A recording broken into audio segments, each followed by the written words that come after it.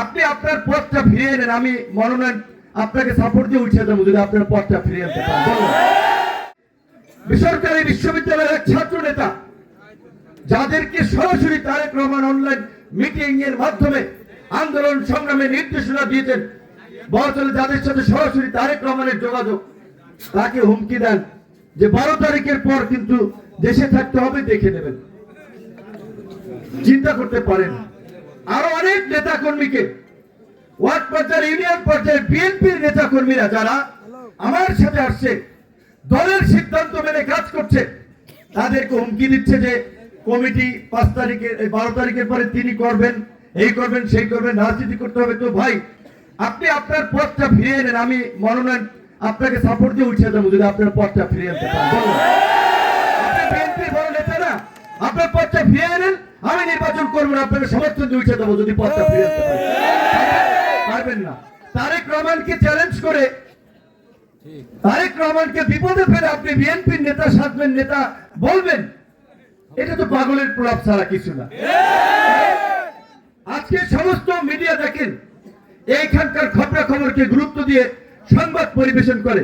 বিভিন্ন মিডিয়ায় নিউজ কি হচ্ছে, বিএনপি গণ অধিকার পরিষদকে 2টি আসনে ছাড় দিয়েছে, এই পটুয়াখালী 3-এ স্বতন্ত্র প্রার্থী বিএনপি নেতা হাসান মামুনের দ্বারা গণ অধিকার পরিষদের বা বিএনপির দ্বারা কাজ করছে, তারা নানান ভাবে নাজেহাল হচ্ছে, ঝামেলায় পড়ছে।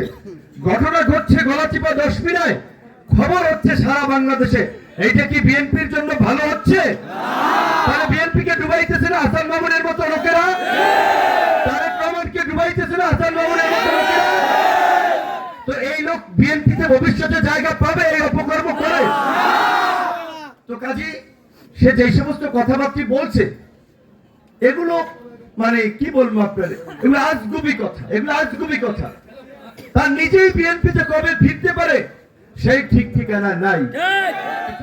5ই আগস্টের পরে এই গলাচিপা 10 মিনিটে আপনারা খোঁজ দেন, আমাদের কোন লোক কোন প্রোগ্রামের অনুদানের কথা বলে কোন ব্যবসায়ীর কাছে চাঁদাবাজি করতে গিয়েছে কিনা।